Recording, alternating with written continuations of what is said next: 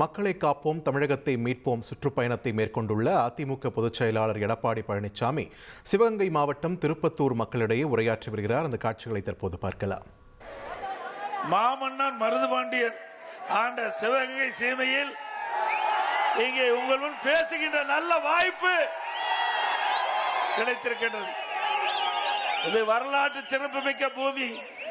சிவகங்கை மாவட்டம் இன்றைக்கு விவசாயிகள் நிறைந்த மாவட்டம், விவசாய தொழிலாளிகள் நிறைந்த மாவட்டம். இன்றைக்கு இந்த மாவட்டத்தில் அனைத்து இந்திய அண்ணா திராவிட முன்னேற்ற கழகம் ஆட்சி இருக்கின்ற பொழுது நிறைய திட்டங்களை கொண்டு வந்து நிறைவேற்றுவதற்காக நாங்கள் நடவடிக்கை எடுத்தோம். உதாரணத்திற்கு காவிரி குண்டாறு திட்டத்தை கொண்டாடுவதற்கு நான் நடவடிக்கை எடுத்தேன். காவிரி குண்டாறு திட்டம் 14,400 கோடி முழுக்க முழுக்க மாநில அரசாங்கத்துடைய நிதியிலிருந்து நிதி ஒதுக்கீடு செய்யப்பட்டு அந்த திட்டத்தை அதிமுக ஆட்சி இருக்கின்ற காலகட்டத்தில் அடிக்கல் நாட்டப்பட்டு பணி துவங்கப்பட்டது. முதற்கட்டமாக 700 கோடி ஒதுக்கணும். அந்த திட்டம் இந்த ஆட்சியில் வந்த பிறகு கைவிட்டுட்டாங்க, ஏன் முடக்கிட்டாங்க. மீண்டும் அதிமுக ஆட்சி வளர்ந்த பிறகு காவிரி குண்டாறு திட்டம் நிறைவேற்றப்படும். இந்த திட்டம் சாதாரண திட்டம் இல்லைங்க. பல லட்சம் ஏக்கர் விவசாய நிலம் பசுமையோடு செழிப்போடு வளமோடு இந்த பகுதி மக்கள் வாழ்வதற்கு அடித்தளம் அமைத்த அரசாங்கம் அதிமுக அரசாங்கம். இன்றைக்கு மேட்டூர் அணை நிரம்பி உபரி நீராக 1,26,000 கனஅடி கடலை கலக்கின்றது. இந்த திட்டத்தை வேண்டுமென்றே திட்டமிட்டு அனைத்து இந்திய அண்ணா திராவிட முன்னேற்ற கழக ஆட்சியிலே கொண்டு வரப்பட்ட திட்டம் என்ற ஒரே காரணத்திற்காக அரசியல் காழ்ப்புணர்ச்சியோடு இந்த காவிரி குண்டாறு திட்டத்தை திராவிட முன்னேற்ற கழக அரசு முடக்கி வைத்திருக்கின்றது. இது விவசாயிகளை வஞ்சிக்கின்ற செயல். இன்றைக்கு விவசாயம் என்பது சாதாரண விஷயம் அல்ல. இரவென்றும் பகல் என்றும் பாராமல் மழையும் வெயிலையும் பொருட்படுத்தாமல் ரத்தத்தை விரைவாக சிந்தி உழைக்கின்ற விவசாயி. அந்த விவசாய தொழில் 2 தான் பிரதான தொழில் சிவகங்கை மாவட்டத்திலே.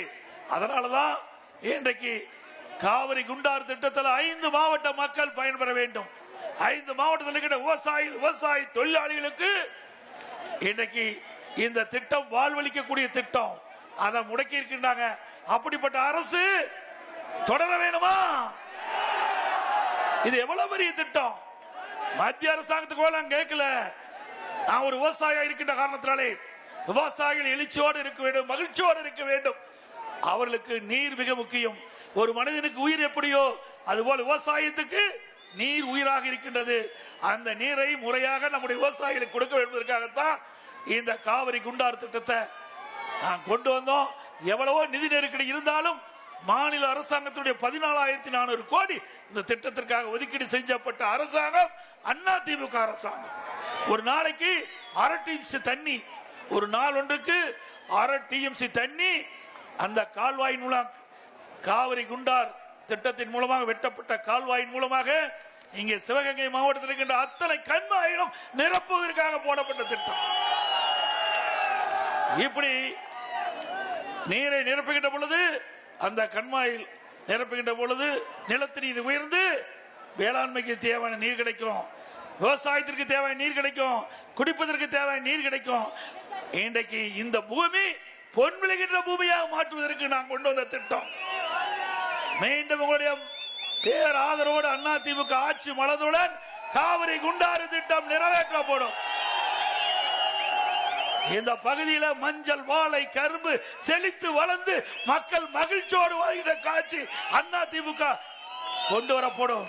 மக்கள் மகிழ்ச்சியோடு வாழ்வாங்க, விவசாயிகள் மகிழ்ச்சியோடு வாழ்வாங்க, விவசாய தொழிலாளிக்கு எப்பொழுதும் வேலை கிடைக்கும். அப்படிப்பட்ட அற்புதமான திட்டத்தை முடக்கிய அரசாங்கம் இன்றைக்கு திரு ஸ்டாலின் மாடல் அரசாங்கம் என்பதை நேரத்தில் நினைவுகூர கடமைப்பட்டுகின்றேன்.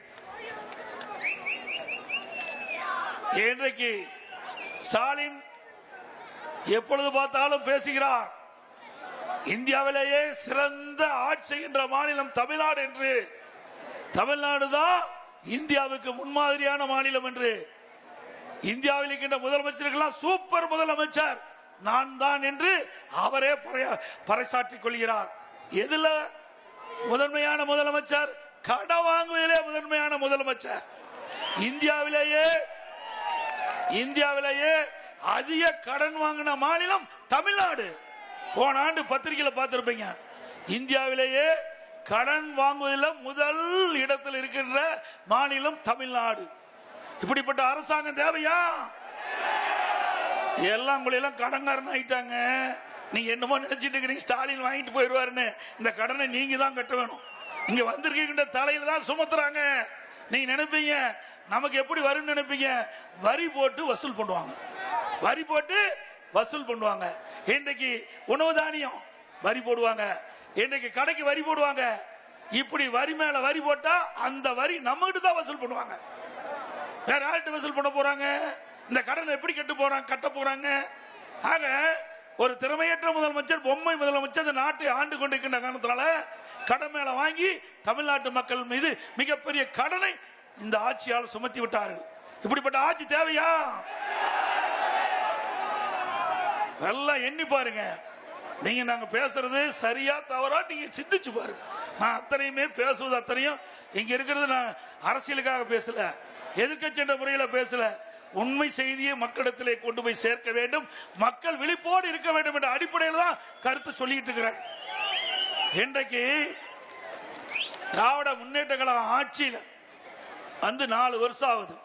4,38,000 கோடி கடன் வாங்கிட்டீங்க. அதற்கு முன்பு காங்கிரஸ் ஆட்சி, திமுக ஆட்சி, அண்ணா திமுக ஆட்சி, மறு திமுக ஆட்சி, அண்ணா திமுக ஆட்சி, இப்படி மாறி 75 ஆண்டு காலம் தமிழ்நாட்டிலே பல அரசியல் கட்சி இந்த நாட்டை ஆண்டிருக்கின்றன. 2021 வரை அது வரைக்கும் 5,18,000 கோடி தான் கடன். அண்ணா திமுக ஆட்சியில் இருக்கும்போது, நான் முதலமைச்சர் இருக்கும்போது முதல் காலகட்டத்தில் கடுமையான வறட்சி, குடிப்பதற்கு கூட தண்ணி கிடையாது. நான் 2017 முதலமைச்சராக பொறுப்பேற்கின்ற பொழுது கடுமையான வறட்சி. அப்போ கூட நாம் அதிக கடன் வாங்கல.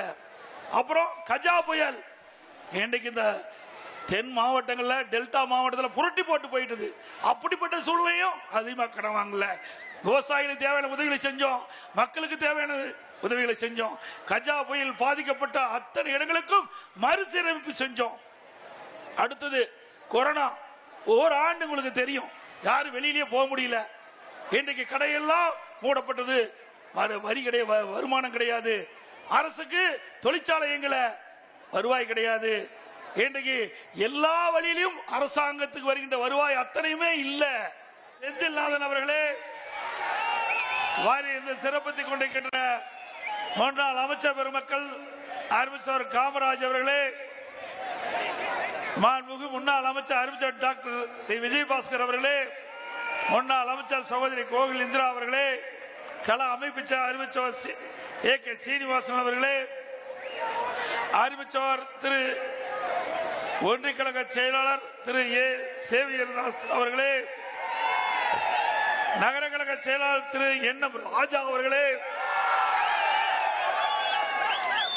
மரியாதைக்குரிய M தமிழ்ச்செல்வன் அவர்களே, திரு VP கருணாகரன் அவர்களே, திரு ராம இளங்கோவன் அவர்களே, ஒன்றிய கழக செயலாளர் திரு S செல்வமணி அவர்களே, திரு K பழனிசாமி அவர்களே, திரு V சிவாஜி அவர்களே, திரு A ஸ்டீபன் அருள்சாமி அவர்களே, திரு சிவசிவ ஸ்ரீதராமன் அவர்களே, திருமதி வெண்ணிலா அவர்களே, திரு N சங்கர்தாஸ் சங்கர் ராமநாதன் அவர்களே, திருமதி ஜாக்லின் அலெக்ஸ் அவர்களே, திரு A அசோக் குமார் அவர்களே, திரு L தேவதாஸ் அவர்களே, டாக்டர் கோட்டையன் அவர்களே, திரு SPL சரவணன் அவர்களே, திரு K குழந்தைசாமி அவர்களே, திரு KP ராஜேந்திரன் அவர்களே, திரு SVC செந்தில் முருகன் அவர்களே, திரு MA கண்ணப்பன் அவர்களே, செல்வி S வளர்மதி அவர்களே, மற்றும் பொறுப்பாளர் திரு பில்லூர் KP ராமசாமி அவர்களே, திருமதி கோமதி தேவராஜ் அவர்களே, திருமதி சரஸ்வதி அண்ணாதுரை அவர்களே, திருமதி ராஜேஸ்வரி கோவிந்தராஜ் அவர்களே, திரு கேசவன் அவர்களே, திரு சின்னத்துறை அவர்களே, நம்முடைய கூட்டணி கட்சியில் அங்கம் வைக்கின்ற சிவகங்கை மாவட்ட தலைவர், பாரதிய ஜனதா கட்சியுடைய தலைவர் திரு டி பாண்டித்துறை அவர்களே, தமாக மாவட்ட செயலாளர் திரு KK பாலசுப்ரமணியம் அவர்களே, மற்றும் முன்னாள் MP தமாக திரு உடையப்பன் அவர்களே,